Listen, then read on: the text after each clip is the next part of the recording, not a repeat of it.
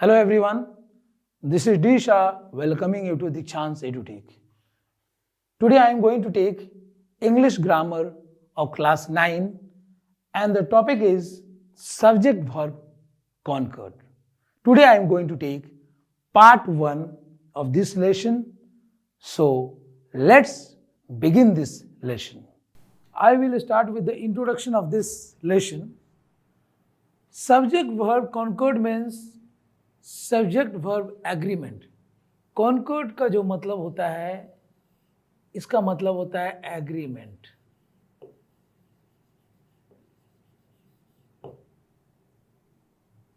इसका synonym Concord का होता है एग्रीमेंट. समझ लीजिए, मीनिंग है इसका सिनोनिम है, मतलब इसका सेम मीनिंग है.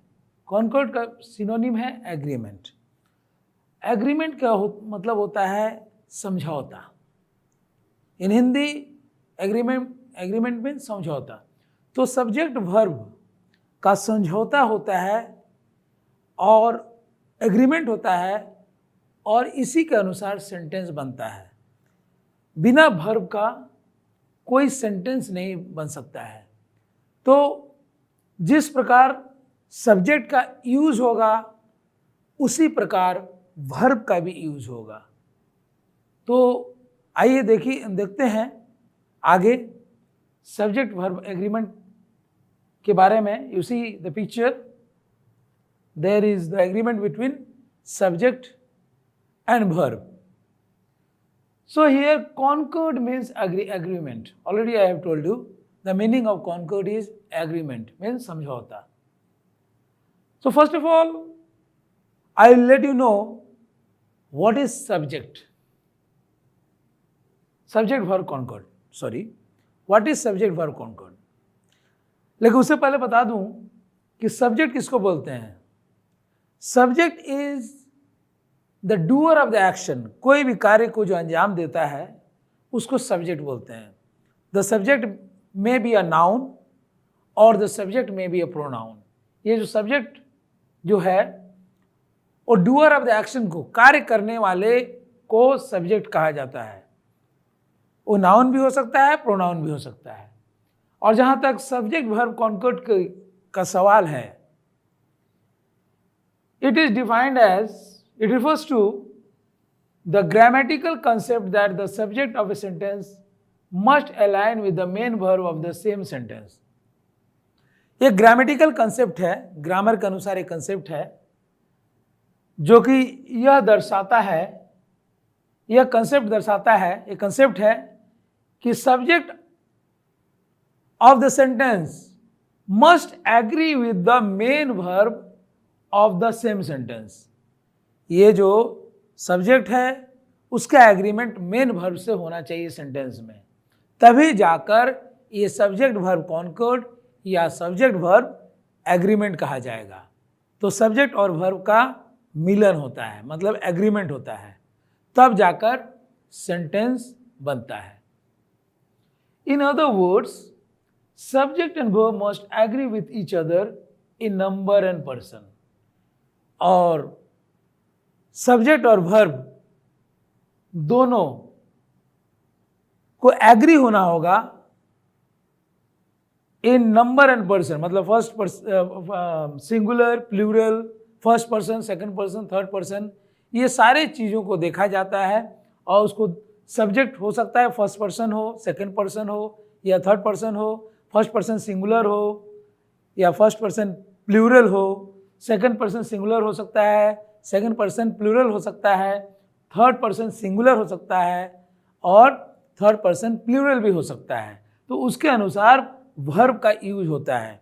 सब्जेक्ट के अनुसार, मतलब सब्जेक्ट का सिंगुलर है या प्लूरल है या कौन सा पर्सन में है, उसको देखते हुए वर्ब का उपयोग किया जाता है. So subject and verb must agree with each other in number and person, then there can be subject verb agreement. Next, definition of subject. Already I have told you, a subject is the doer of the action in a sentence. एक वाक्य में subject किसको बोलते हैं? Doer of the action, जो व्यक्ति कार्य करता है उसको बोलते हैं doer of the action. So the doer में बी अ नाउन और अ प्रोनाउन. एक संज्ञा भी हो सकता है, एक सर्वनाम भी हो सकता है. A subject is the person or thing about whom the statement is made, or the person or thing performing the action in a sentence. ये सब्जेक्ट जो है ये पर्सन हो सकता है या कोई चीज हो सकता है. It can be a person or thing जिसके बारे में स्टेटमेंट दिया जाता है, स्टेटमेंट बनाया जाता है, और the person or thing performing the action in a sentence. कोई पर्सन या कोई चीज जो एक्शन को परफॉर्म करता है एक सेंटेंस में, जो कार्य को अंजाम देता है एक सेंटेंस में, उसको ही सब्जेक्ट कहते हैं, डूअर ऑफ द एक्शन. तो एक्शन करने वाले को हम सब्जेक्ट कहते हैं. Is it clear? Now you see the example. Seema is cooking. किसके बारे में बात हो रही है? सीमा के बारे में. सीमा क्या कर रही है? रसोई बना रही है, यानी खाना बना रही है. So Seema is cooking. तो here we see who is making the action. Who is cooking? Seema is cooking. So Seema is the subject. Seema क्या है? ये सीमा सब्जेक्ट, क्योंकि सीमा वो कुकिंग को अंजाम दे रही है. ठीक है, सीमा वो कुकिंग का कार्य कर रही है, इसीलिए सीमा सब्जेक्ट है. और इज कुकिंग ये वर्ब हो गया. Ram is dancing. यहां राम सब्जेक्ट हो गया और इज डांसिंग ये वर्ब हो गया. Okay. I will meet my boss in the afternoon. मैं दोपहर में अपने बॉस से मिलूंगा. किसकी बात हो रही है? मेरे बारे में, कि मैं मिलूंगा. सो I is the subject over here. मतलब doer of the action. You can see clearly. The doer of the action is Seema, Ram, I. They are playing. They मतलब बहुत सारे बच्चे हैं जो कि खेल रहे हैं मान लो. तो उन बच्चों का अगर मैं नाम बुलाऊं, राम, श्याम, मोहन, अनीता, गीता, तो अलग अलग नाम से बुलाना पड़ेगा. अगर यहाँ हम नाउन का उपयोग कर रहे हैं तो यहाँ प्रोनाउन का यूज हुआ है. आई, दे, ये सब प्रोनाउन का यूज हुआ है. तो दे आर प्लेइंग. दे का मतलब क्या हुआ? वे लोग. वे लोग में ढेर सारे बच्चे हैं जो कि खेल रहे हैं, तो उनका नाम अलग अलग बुलाएं. उससे अच्छा है कि एक साथ हम दे से रिफर कर रहे हैं. प्रोनाउन मतलब प्रोनाउन क्या होता है? जो नाउन के जगह में जो शब्द यूज होता है उसको हम प्रोनाउन कहते हैं. तो दे हो गया subject. Now Geeta is sweeping the room. Geeta क्या कर रही है? स्वीपिंग का काम कर रही है. रूम में स्वीपिंग का काम कर रही है. तो गीता कौन करने वाला है यहाँ स्वीपिंग काम? गीता. तो गीता हो गया subject. So now you can identify what is a subject. तो subject is basically the doer of the action. It can be a person, and in the case of a person a noun can be used or a pronoun can be used. Okay, next. The subject in a sentence can be a noun or a pronoun. तो पहले ही मैं बता चुका हूं, एक sentence में subject या तो नाउन हो सकता है या प्रोनाउन हो सकता है. फॉर एग्जाम्पल अगर नाउन की बात करें, हम संज्ञा की बात करें, Ram, Mohan, teacher, Mumbai, box, happiness, old age etcetera. तो राम, मोहन, टीचर, ये सब क्या है? नाउन है. नाउन क्या होता है? It's a naming word. जिस चीज का कोई नाम हो वह हो जाता है नाउन. कोई भी चीज हो, it may be a person, it may be a thing, it may be a feeling, it may be an idea. तो जिस चीज का भी नाम होता है that is noun. And the words used in place of a noun is called pronoun. For example pronoun का definition देखिए, एग्जाम्पल देखिए. I, me, he, she, himself, herself, you, it, they, that, each, few, many, who, whose, someone, everybody etcetera, ये सब pronoun. तो आई क्या है? Pronoun. मेरे नाम की जगह आई का यूज हुआ है। मी, जैसे ही लाइक्स मी, मुझे पसंद करता है, ही लाइक्स मी, तो मेरे नाम की जगह मी का प्रयोग हुआ है। ही, शी, जैसे राम है, राम की जगह राम नाउन है, उसके जगह हम ही यूज कर लिए, ठीक है। तो मेल में हम लोग ही यूज करेंगे। फीमेल का किसी का नाम है गीता, सीता, तो उसके जगह शी का प्रयोग किया गया है। हिमसेल्फ, हिम से ही हिमसेल्फ होता है, यह भी प्रोनाउन है। He did the work himself, कोई और करने नहीं आया, स्वयं किया। Herself, she did the work herself. You, तुम।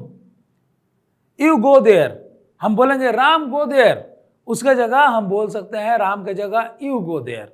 तो यू मीन्स तुम या तुम लोग। इट, इट कोई चीज या कोई जानवर के जगह इट का प्रयोग होता है। दे मीन्स बहुत सारे लड़के, they are playing, the boys are playing. हम अगर एक सेंटेंस लिखते हैं द बॉयज आर प्लेइंग,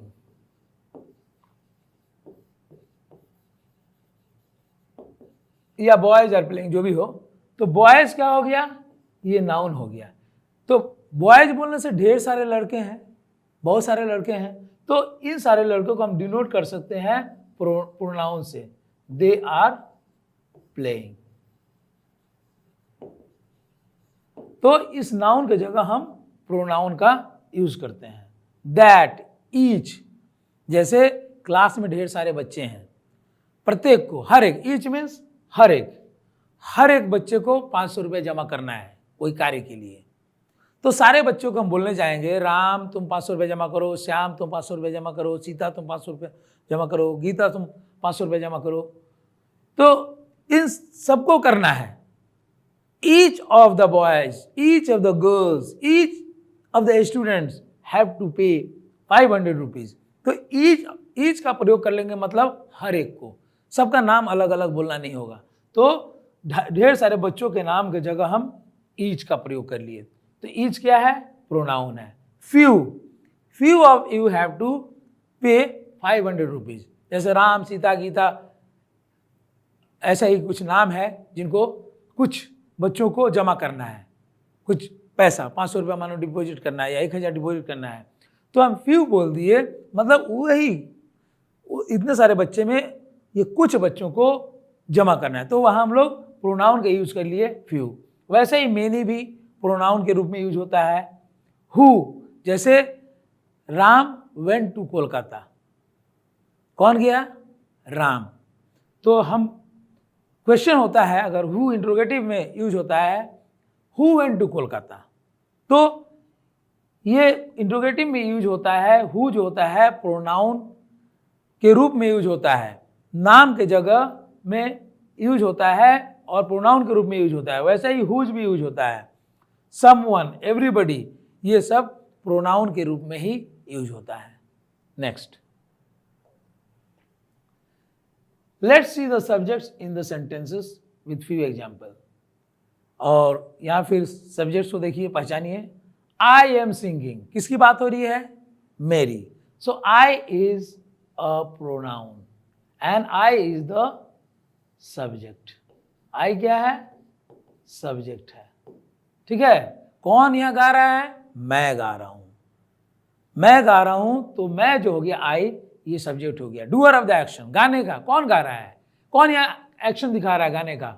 मैं। सो आई बिकम द सब्जेक्ट। वैसे ही देखियो, द डॉग्स आर प्लेइंग, कौन खेल रहे हैं? कुत्ते खेल रहे हैं, द डॉग्स। तो डॉग्स क्या है? द डॉग्स क्या हो गए? ये सब्जेक्ट हो गए, ये सब्जेक्ट हो गए, द डॉग्स।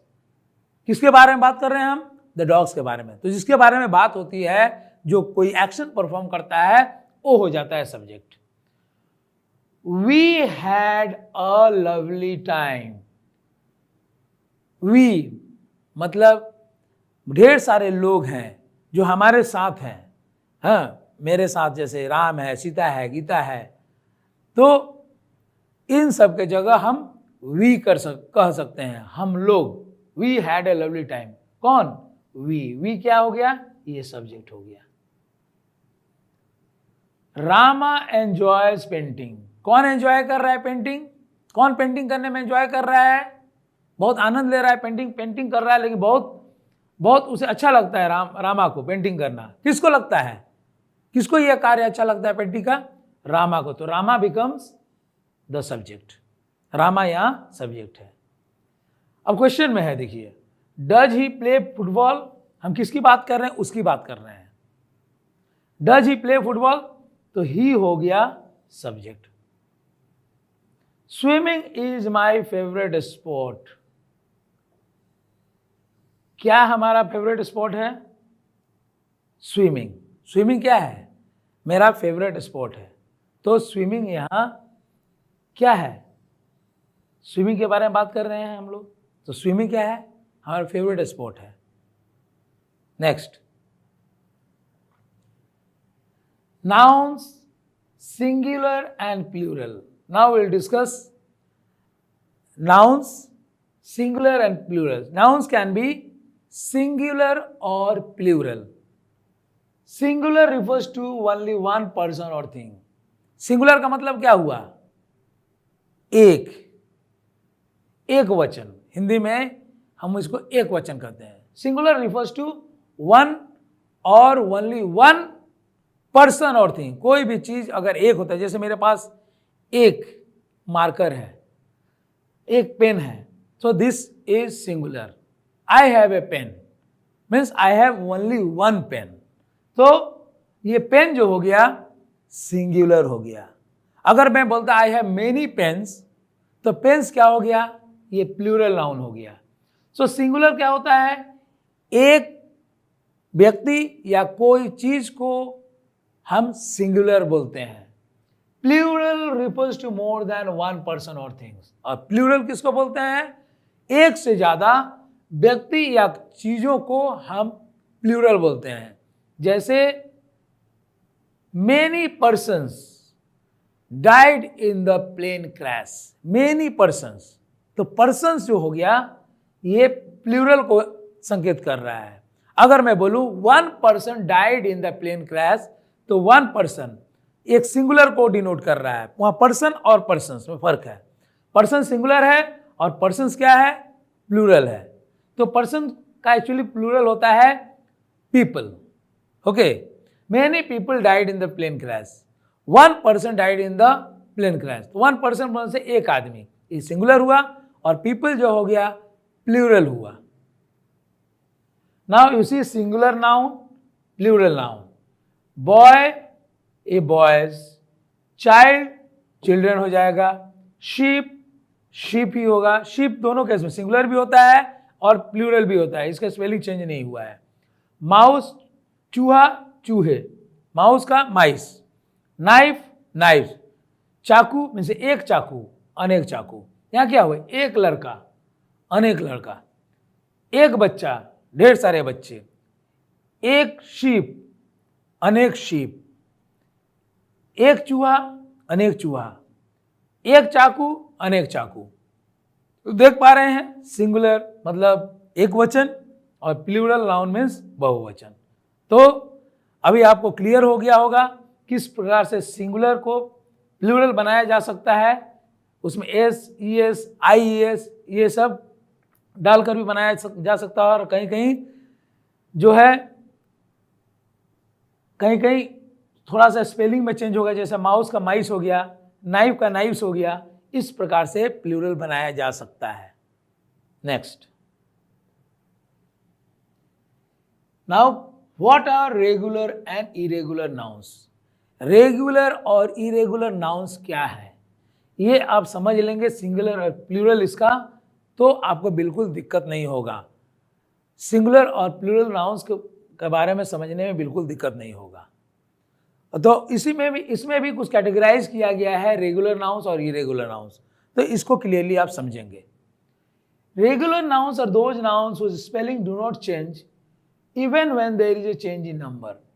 रेगुलर नाउन्स उन नाउन्स को कहा जाता है, उस संज्ञा को कहा जाता है जिसका स्पेलिंग बिल्कुल बदलता नहीं है। अगर नंबर बदलता है, संख्या बदलता है, मतलब सिंगुलर का हम प्लूरल करेंगे तो इसका स्पेलिंग नहीं बदलेगा, स्पेलिंग वैसे ही रहेगा। एस लगाएंगे, ईएस लगाएंगे या आईएस लगा देंगे, उसके साथ चेंज होगा तो। लेकिन there is change, when there is change in number the spelling do not change, spelling वही रहेगा, सिर्फ उसमें एस, ईएस और आईएस लग जाएगा।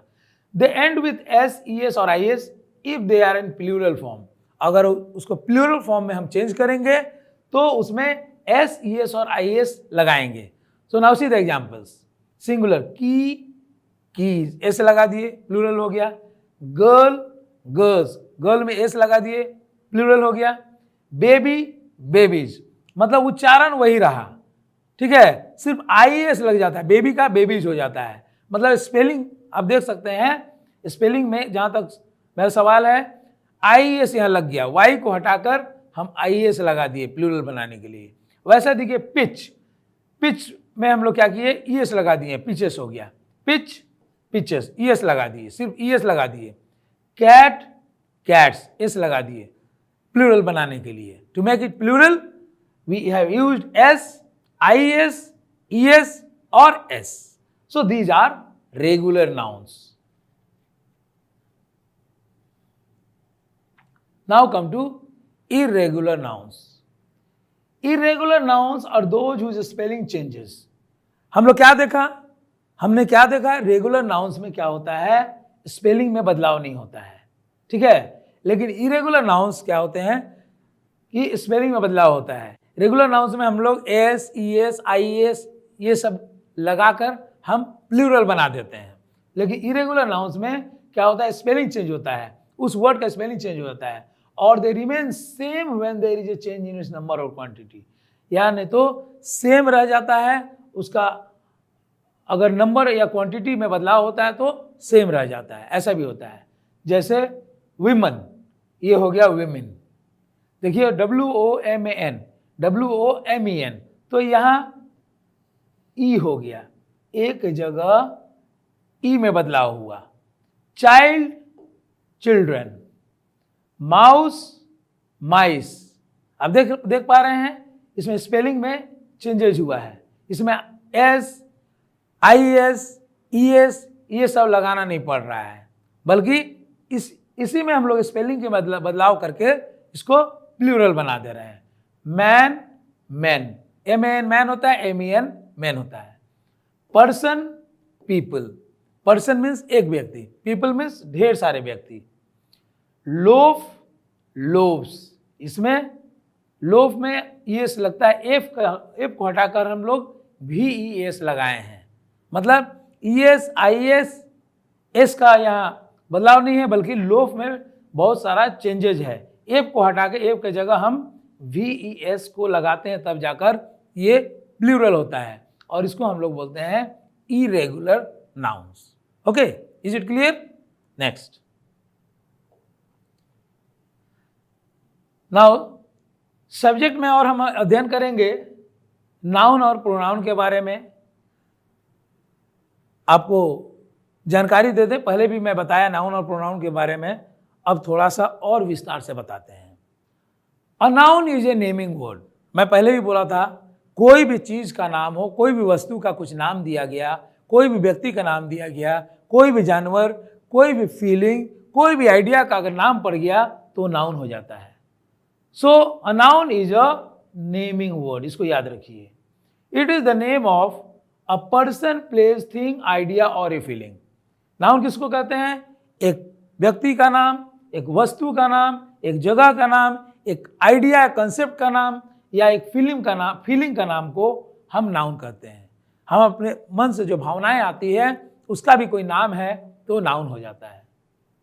For example, Ram, Chennai, bat, happiness, intelligence. देख पा रहे हैं, राम एक व्यक्ति का नाम है, चेन्नई क्या है, एक जगह का नाम है, बैट एक वस्तु का नाम है, हैप्पीनेस एक आइडिया या फीलिंग का नाम है, इंटेलिजेंस भी एक आइडिया या फीलिंग का नाम है।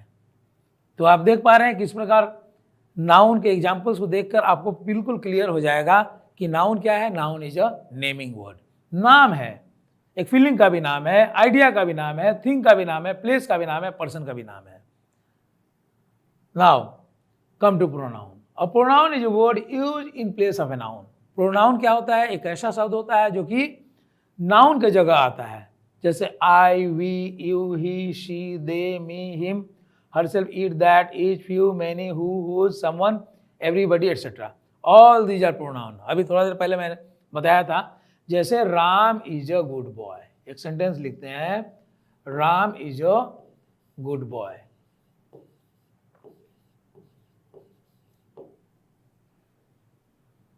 तो राम के जगह हम लिख सकते हैं, क्योंकि ये मेल है, he is a good boy,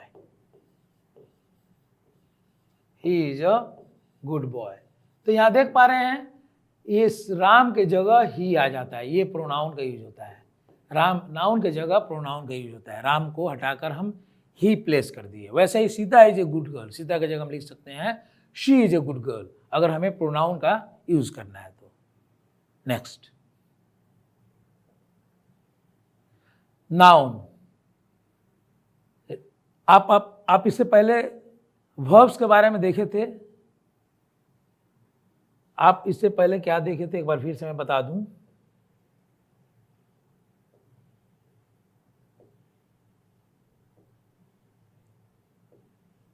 just a minute.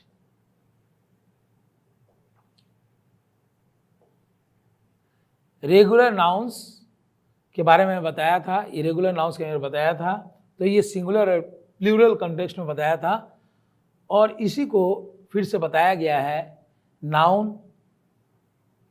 Nouns are of two types, regular noun and irregular noun। ये दोनों के बारे में बता चुके हैं, फिर से एक बार बता रहे हैं। Regular nouns are those whose spelling do not change even when there is a change in its number। तो रेगुलर नाउन्स क्या है? वो नाउन्स होते हैं जिसका स्पेलिंग चेंज नहीं होता है अगर उससे संख्या में बदलाव होता है। They end with s, es और is when they are in plural form। जब प्लूरल फॉर्म में होता है तो एस, ईएस और आईएस से खत्म होता है। जैसे बोट, बोट्स, एस से खत्म हुआ, सिटी, सिटीज, आईएस, वाई बदल का आईएस लगा है, पिच, पिचेस, उसमें ईएस लगा। तो इसके बारे में हम चर्चा कर चुके हैं, फिर से एक बार चर्चा कर रहे हैं। Next, irregular nouns are those whose spelling changes or they remain same when there is a change in its number और क्वांटिटी। इरेगुलर नाउन्स क्या होते हैं? वो नाउन्स होते हैं जिसका स्पेलिंग बदलता है या नहीं तो सेम रह जाता है अगर उसमें उसका नंबर और क्वांटिटी में बदलाव होता है। सिंगुलर, अगर प्लूरल नाउन की बात करते हैं तो हो सकता है उसका स्पेलिंग में बदलाव हो या सेम स्पेलिंग रह सकता है। For example, women, women, deer, deer, मतलब हिरन, डियर जो है ये सिंगुलर में भी यूज होता है और प्लूरल में भी यूज होता है, यहाँ कोई बदलाव नहीं हुआ, तो ये इरेगुलर नाउन्स में ही आता है। मैन, मैन, तो ये इरेगुलर नाउन, देखिए स्पेलिंग में बदलाव हुआ, अभी थोड़ा देर पहले मैं बताया था आपको इसके बारे में। Next, pronoun. A pronoun is a word which takes place instead of a noun. फिर से एक बार जान लीजिए, प्रोनाउन के बारे में बता चुका हूं।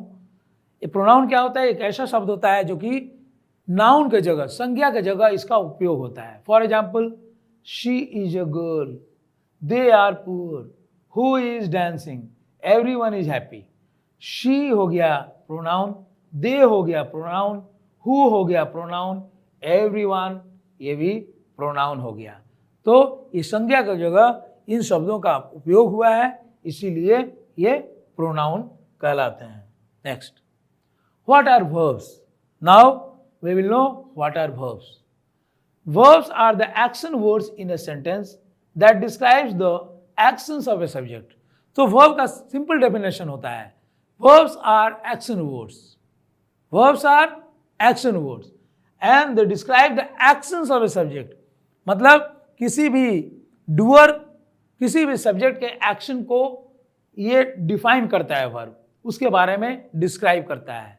जैसे राम इज प्लेइंग, कौन खेल रहा है? राम। राम क्या एक्शन दिखा रहा है? खेलने का, ठीक है। तो इसमें आर प्लेइंग क्या हो गया? ये एक्शन हो गया। जैसे हम लिखते हैं राम इज प्लेइंग,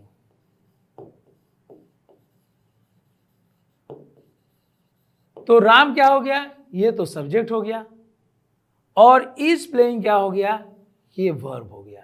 ये क्या हो गया, वर्ब। क्यों क्यों वर्ब हो गया, कि एक्शन को दिखा रहा है। राम क्या कर रहा है, राम यहाँ खेल रहा है, Ram is playing, is playing क्या हो गया, ये वर्ब हो गया। तो verbs are action words in a sentence that describe the actions of a subject. Subject के एक्शंस को दर्शाता है, डूअर के एक्शन को दर्शाता है। verbs are doing words. Another definition is verbs are doing words. This is also a very clear definition. Verbs are almost always used along with a noun or pronoun to describe what the noun or pronoun is doing. Verb बिल्कुल हमेशा noun या pronoun के साथ इसका उपयोग होता है verbs का, यह बताने के लिए कि नाउन या प्रोनाउन उस सेंटेंस में क्या कर रहा है, उसके एक्शन को डिस्क्राइब करने के लिए verbs का उपयोग किया जाता है। verbs in a sentence can be an action word. एक सेंटेंस में verbs एक्शन वर्ड हो सकता है, हेल्पिंग वर्ब, लिंकिंग वर्ब और ए मॉडल। कोई भी सेंटेंस में वर्ब एक्शन वर्ड का रूप ले सकता है, हेल्पिंग वर्ब या ऑक्सिलरी वर्ब का रूप ले सकता है, लिंकिंग वर्ब या मॉडल वर्ब का रूप ले सकता है। Next, types of verb. There are 3 types of verbs. First is action verbs, second is helping verbs, third is linking verbs. जो एक्शन को दर्शाता है वो होता है action verb. No doubt action के बारे में दर्शाता है, एक्शन वर्ड्स आर वर्ब्स। बाकी फिर भी वर्ब्स को 3 भागों में बांटा गया है। एक एक्शन वर्ब्स होते हैं, एक हेल्पिंग वर्ब्स होते हैं जो कि मेन वर्ब को हेल्प करते हैं सेंटेंस बनाने में, और एक लिंकिंग वर्ब होता है जो कि सब्जेक्ट और वर्ब को जोड़ता है। Next, action verbs. Action verbs are those verbs that express action. Action verbs उसको कहते हैं, उन वर्ब्स को कहते हैं जो कि एक्शन को एक्सप्रेस करता है।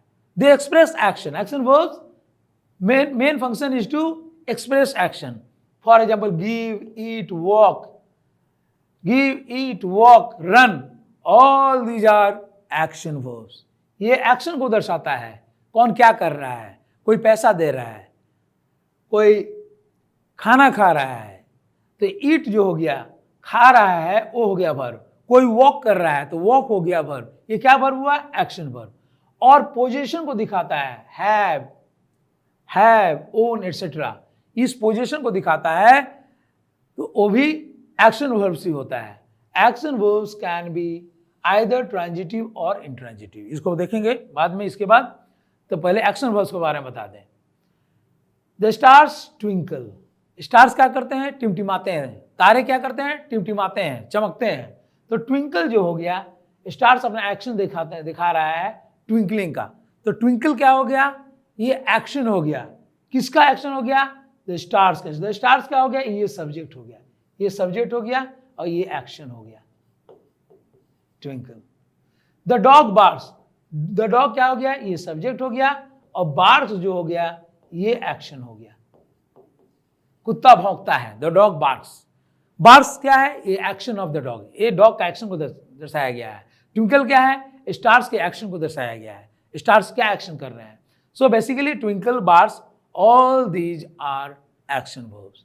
Then again, verbs can be either transitive verbs or intransitive verbs, जैसा कि यहां पर दिया गया है।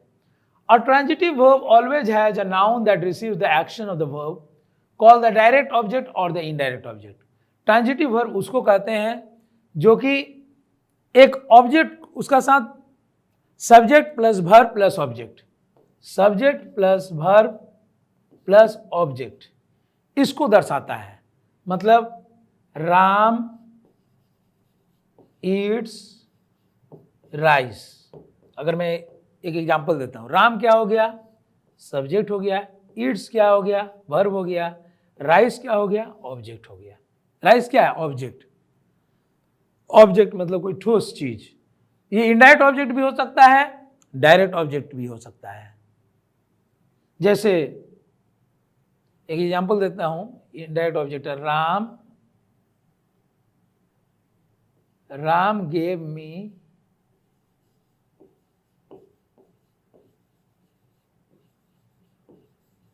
माई कार। राम मेरा कार लेके गया था और मुझे दे दिया। Gave me my car. तो my gave my car, my car क्या हो गया? ये डायरेक्ट ऑब्जेक्ट हो गया। देखिए बेटा बच्चों, अगर मैं लिखता हूं राम गेव माई कार, तो माई कार क्या हो गया? Direct object. और मी क्या हो गया? ये इनडायरेक्ट ऑब्जेक्ट है। राम ने मुझे कार दिया, राम ने कार दिया, मेरा कार दिया, लौटा दिया, लेकिन किसे दिया? मुझे दिया। ठीक है, ऐसा हो सकता है Ram gave him my car, वो किसी और को भी दे सकता है, तो यहां हिम हो जाएगा। Ram gave him my car, मेरा कार राम ने किसी और को दे दिया, तो हिम हो जाएगा इनडायरेक्ट ऑब्जेक्ट। तो ये डायरेक्ट ऑब्जेक्ट हो गया, ये इनडायरेक्ट ऑब्जेक्ट हो गया। तो ट्रांजिटिव वर्ब में क्या होता है? Subject plus verb plus object. हमेशा ऐसा ही ट्रांजिटिव वर्ब का स्ट्रक्चर होता है। ठीक है, इसमें जो वर्ब होता है ट्रांजिटिव वर्ब क्यों कहलाता है? क्योंकि इसका साथ ऑब्जेक्ट है। ठीक है, for example, Shilpa raises her hand. Shilpa raises her hand. Shilpa क्या रेज कर रही है? Her hand. Her hand is the object over here. Raises is the verb over here. Shilpa is the subject. तो इसमें ऑब्जेक्ट है। शिल्पा रेजेज हर हैंड, अपना हाथ उठाती है, तो हर हैंड क्या हुआ? ऑब्जेक्ट हो गया। तो जिसमें ऑब्जेक्ट होता है तो वो वाला वर्ब क्या हो जाता है? Transitive verb. ये ट्रांजिटिव वर्ब हो जाता है। जिस सेंटेंस में जो वर्ब के साथ ऑब्जेक्ट रहता है वह हो जाता है ट्रांजिटिव वर्ब। वो इनडायरेक्ट ऑब्जेक्ट हो या डायरेक्ट ऑब्जेक्ट हो, कोई फर्क नहीं पड़ता है। Again you see, Rama killed Ravana. Rama क्या है? सब्जेक्ट हो गया, किल्ड हो गया वर्ब, रावणा क्या हो गया? ऑब्जेक्ट। रावणा एक व्यक्ति का नाम है नो डाउट, लेकिन यहाँ सब्जेक्ट कौन है? रामा। रामा ने रावणा को मारा है, तो यहाँ ऑब्जेक्ट कौन है? रावणा। रामा मारने वाला है, किसको मारने वाला है? रावणा को। तो रावणा ऑब्जेक्ट हो गया और किल्ड वर्ब हो गया।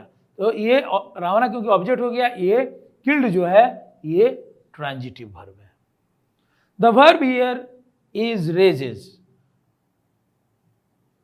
यहां वर्ब क्या है? Raises. Her hand is the object receiving the verbs action.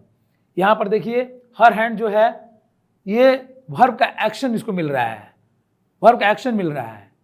Therefore raises is a transitive verb. Clear हो गया? हमें उम्मीद है कि ये ट्रांजिटिव इंट्रांजिटिव ट्रांजिटिव क्लियर हो गया होगा, एक्शन वर्ब्स क्लियर हो गया होगा। और अब चलते हैं एक्शन वर्ब्स का ही एक और रूप है इंट्रांजिटिव वर्ब, उसको देखते हैं। Intransitive verb. An intransitive verb never has a direct or indirect object. Intransitive verb में कोई ऑब्जेक्ट नहीं होता है। It doesn't contain any object. There won't be a direct or indirect object in an intransitive verb. मतलब कोई object ही नहीं होता है, इनडायरेक्ट ऑब्जेक्ट हो या डायरेक्ट ऑब्जेक्ट हो, कोई ऑब्जेक्ट नहीं होता है। Although an intransitive verb may be followed by an adverb or adverbial phrase, there is no object to receive its action. हालांकि एक इंट्रांजिटिव वर्ब में भी फॉलोड बाय एन एडवर्ब, उसके आगे एडवर्ब या एडवर्बियल फ्रेज उसके साथ आ सकता है। इंट्रांजिटिव वर्ब के साथ एडवर्ब या एडवर्बियल फ्रेज, फिर भी उसमें कोई ऑब्जेक्ट नहीं होता है जो एक्शन को रिसीव करे। कोई ऑब्जेक्ट एक्शन को रिसीव नहीं करता है, सिर्फ सब्जेक्ट और एक्शन की बात होती है। सब्जेक्ट और एक्शन की बात होती है, इसका साथ कोई ऑब्जेक्ट नहीं होता है रिसीव करने वाला। For example you see, Shilpa rises slowly from her seat. Shilpa rises slowly from her seat, अपने सीट से वो धीरे धीरे उठती है। So there is no object, ऐसा कुछ नहीं दिखा। जैसे मैंने बोला रामा किल रावणा, रामा का एक्शन होता है रावण पर, यहां कोई एक्शन नहीं होता है शिल्पा का, उसके सीट पर कोई एक्शन नहीं होता है। शिल्पा स्वयं उठती है अपने सीट से, तो इसमें कोई ऑब्जेक्ट नहीं है, इसीलिए ये इंट्रांजिटिव वर्ब कहलाएगा। राइजेस क्या है? ये इंट्रांजिटिव वर्ब कहलाएगा। The verb is rises. The phrase slowly from her seat modifies the verb. Slowly क्या होता है? ये वर्ब को मॉडिफाई करता है। स्लोली क्या है? एडवर्ब है, और ये वर्ब को मॉडिफाई करता है। But no object receives the action, कोई ऑब्जेक्ट एक्शन रिसीव नहीं करता है शिल्पा का कोई ऑब्जेक्ट, शिल्पा का एक्शन कोई ऑब्जेक्ट रिसीव नहीं करता है। Means there is an absence of an object in this sentence, so it cannot be called a transitive verb, rather it is an intransitive verb. Therefore the word rises is an intransitive verb. तो rises जो शब्द है ये intransitive verb है क्योंकि sentence में कोई object नहीं है। I hope it's clear. Next,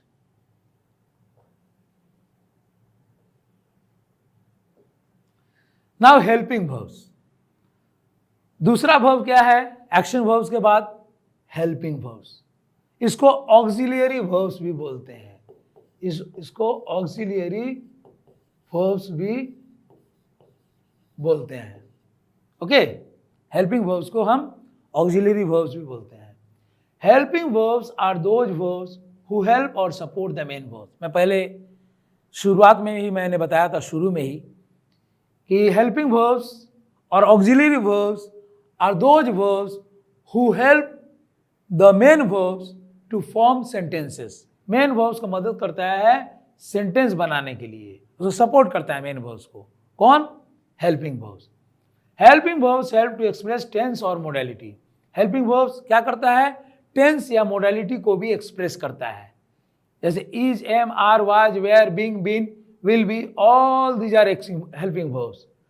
okay, और मोडल जो वर्ब्स होता है उसको मोडल ऑक्सिलरीज भी कहा जाता है, वो भी हेल्पिंग वर्ब्स ही है। Okay, now you see verbs that express tenses, वह वर्ब्स जो कि टेंस के बारे में बताता है। जैसे टू बी वर्ब है, पहला वर्ब है to be verb. To be verb में is, am, are, was, were, being, been, will be आता है टू बी वर्ब में। Then there is to have verb, इसको टू हैव या हैव वर्ब बोला जाता है। Has, have, had, having, will have, ये टू हैव वर्ब बोलते हैं। Then there is to do verb, does, do, did, will do, all these are to do verb. Okay, यह भी action को ही दर्शा रहा है, बट ये एक ऐसा एक्शन है जो कि मेन वर्ब को हेल्प करता है। ये सब वर्ड्स, ये सब वर्ब्स सेंटेंस बनाने में, सेंटेंस को सपोर्ट करने में। Verbs that express modality are, जो वर्ब्स मोडालिटी, जो मॉडल वर्ब्स होते हैं या मोडालिटी को जो बयान करता है वो है can, could, may, might, will, would, shall, should, must और टू एटसेट्रा। ये सब मॉडल वर्ब्स है और and these verbs express modality in a sentence. Okay, next, after helping verbs, auxiliary verbs, the third one is linking verb. तीसरा verb क्या है? Linking verb, जो जोड़ने का काम करता है। लिंकिंग वर्ब क्या करता है? जोड़ने का काम करता है। कैसे? देखिए, अ linking verb connect the subject with a word that gives information about the subject. Linking verb क्या करता है? इस सब्जेक्ट को कनेक्ट करता है एक शब्द से, सब्जेक्ट को कनेक्ट करता है एक शब्द से जो कि इंफॉर्मेशन देता है सब्जेक्ट के बारे में। लिंकिंग वर्ब क्या करता है? सब्जेक्ट को जोड़ता है एक शब्द से और वो क्या करता है? इंफॉर्मेशन देता है सब्जेक्ट के बारे में, वही एक्शन दिखाता है। Linking verbs do not show any action. Linking verbs क्या होता है? कोई एक्शन नहीं दिखाता है, एक्शन वर्ब्स नहीं कर सकते। नो डाउट वर्ब्स हैं, लेकिन these are not action verbs. Linking verbs are not action verbs, they simply link the subject with the rest of the sentence. क्या करता है लिंकिंग वर्ब? सब्जेक्ट को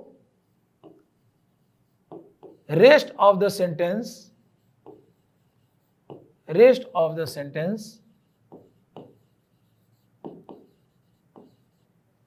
से जोड़ देता है। लिंकिंग वर्ब क्या करता है? ये linking verb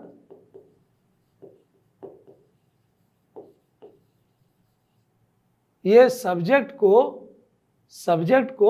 rest of the sentence, बाकी सेंटेंस से जोड़ देता है। For example, my favourite food is pizza. Is क्या हुआ? इज यहां ये लिंकिंग वर्ब हो गया। मेरा फेवरेट फूड क्या है? पिज्जा है। तो इज क्या काम कर रहे हैं यहां? लिंकिंग वर्ब का, मतलब पिज्जा के साथ मेरा फेवरेट फूड का लिंक कर रहा है। ओके, बता रहा है कि मेरा फेवरेट फूड, मेरा मनपसंद भोजन क्या है? पिज्जा है। The soda tasted like oranges. The soda tastes होना चाहिए, sorry. The soda tastes like oranges. Soda का टेस्ट कैसा है? ऑरेंज के जैसा है. सोडा टेस्ट कैसा है? Soda taste like oranges. यहां कैसा इसका स्वाद है सोडा का? ऑरेंजेस के जैसा है. तो यहां देखिए टेस्ट ये जोड़ता है सोडा को ऑरेंजेस से, ठीक है. Taste like. She looks pale. Pale का मतलब मुरझाई हुई. हाँ, कोई मुरझाया हुआ दिखता है, डल दिखाई देता है, उसी को बोलते हैं पेल. सी लुक्स डल. वो कैसा दिखाई दे रही है? डल. मतलब she doesn't look smart. She looks dull means she looks tired भी कर सकते हो. तो क्या दर्शाया रहा है यहां? लुक्स क्या है? लुक्स जोड़ता है. हाँ, लुक्स जोड़ने का काम कर रहा है उसका सिचुएशन से, उसका कंडीशन से. The house smells like the ocean bridge. House कैसा स्मेल कर रहा है? स्मेल ओशन ब्रिज के जैसा. तो यहाँ लिंक कर रहा है, ओशन ब्रिज और हाउस का लिंक कर रहा है. यहाँ सी और पेल जो है उसका जो सिचुएशन है उसको जोड़ने का कोशिश कर रहा है लुक से. So all these are linking verb. तो ये सब क्या है? लिंकिंग वर्ब्स है. So linking verbs basically subject और रेस्ट ऑफ द सेंटेंस को जोड़ने का काम करता है. Okay, so we have come to the end of part 1 of this lesson, subject verb concord. I'll come with the next part of the lesson in the next class. Till then, goodbye. Thank you.